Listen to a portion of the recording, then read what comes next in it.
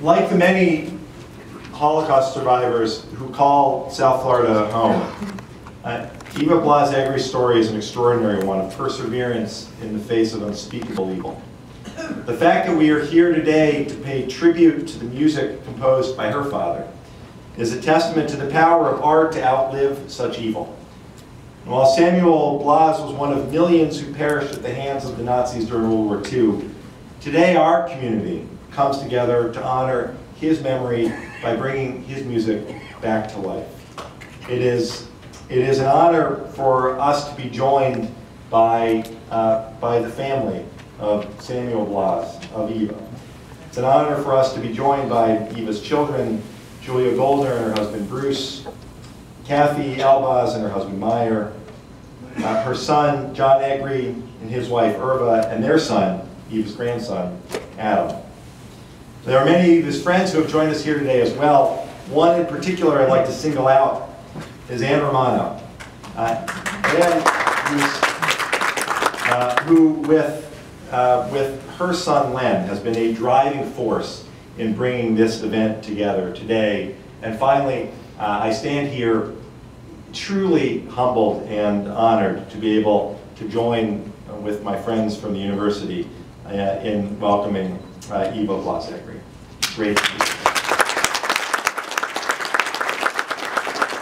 I'd like to share some words passed on to me by one of Eva's granddaughters, Kathy's daughter, Dahlia. These are stories that Eva had shared with her, a moving glimpse into the Blas family and the life that was led in Hungary prior to the Holocaust. The words are as follows. Prior to the Holocaust, my great-grandfather had been the chief cantor of the main synagogue in Eger, Hungary. The shul was called the New World Street Synagogue, and on its door was a plaque with the inscription, "This house of worship is open to all Jews." My great-grandfather did not discriminate. He gave people the same unconditional respect, love, and accepted everyone into his shul and into his home. As soon as the Nazis occupied Eger, they destroyed the shul and turned it into a horse stable. It is today a restaurant. My grandmother's parents had 8 children, whom they raised in an Orthodox home.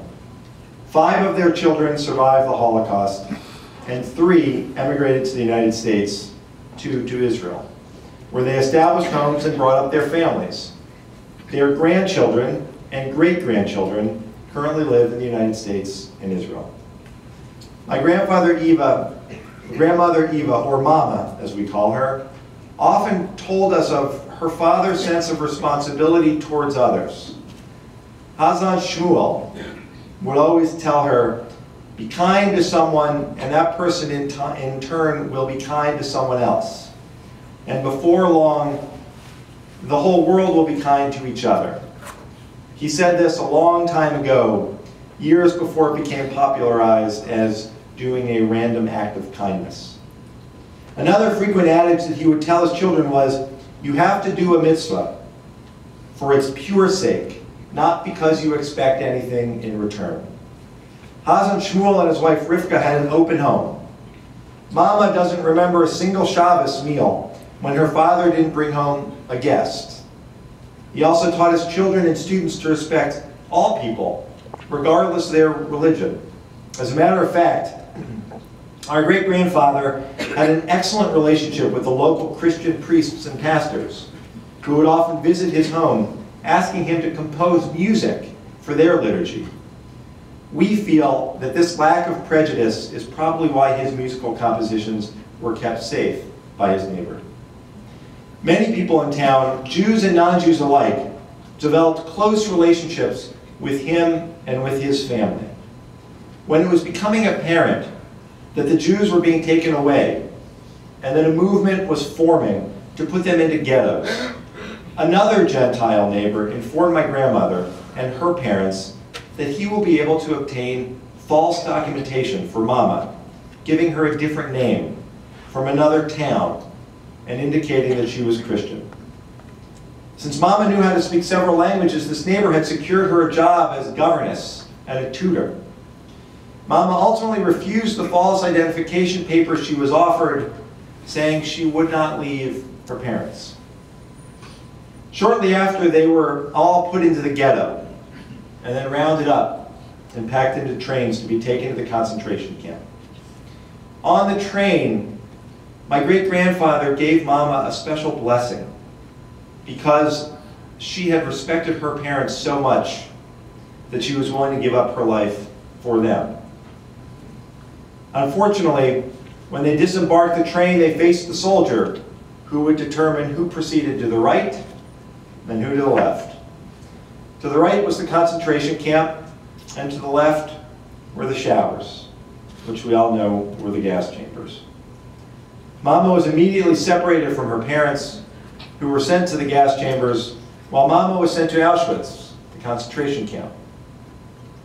Mama was taught to speak German at home. She once complained to her father about having to learn this foreign language, and her father replied almost prophetically, "My dear daughter, you never know when this language will be useful to you." Several years later in Auschwitz, as the Allied forces were approaching and the Nazis began to flee the camp, Mama was in her barracks alone when an SS soldier came in and pointed his rifle at her. She said in perfect German, "Kill me already and get this misery over with." The SS soldier lowered his rifle and said, "I have killed many Jews, but never a compatriot." He thought she was a German because of how well she spoke the language. Her life had been saved because she had obeyed her father's request that she learn to speak German. In Auschwitz, a tattoo was etched into her forearm, A9711. "I feel a sharp pain in my heart every time I see her arm with those numbers on it." Even though with today's technology the tattoo could be removed, Mama said she wouldn't do it because she says it's a reminder to the world that these concentration camp atrocities occurred.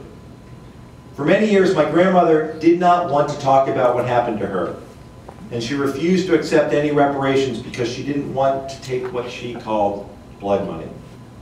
She felt that no amount of money could pay for the loss of her parents and her siblings, nor could it make up for the torture that she endured at the hands of the Nazis. But after numerous attempts were made by the Claims Conference in Geneva, requesting her to document her experiences, she recently submitted her affidavit because she knew that it was important to write down what had happened to her. As my mother and her siblings were growing up, my grandparents never talked about the Holocaust. However, now my grandmother has just let go of the secrets that she's kept inside all those years. These memories are now flowing out of her for all to hear. I think we all thank Dahlia for sharing those words and those stories with us. I think we all can agree that we owe Eva a tremendous amount of gratitude for her decision to share with us the heartfelt memories of her family and the painful memories of their life stolen by the Holocaust. I often tell my teenage daughters, now my teenage son, that they are the last generation that will have the opportunity, the last generation to hear firsthand accounts of the Holocaust from the survivors who endured these atrocities. As a community, we have an obligation to ensure that these stories are passed on and that the phrase "never again" never becomes empty rhetoric.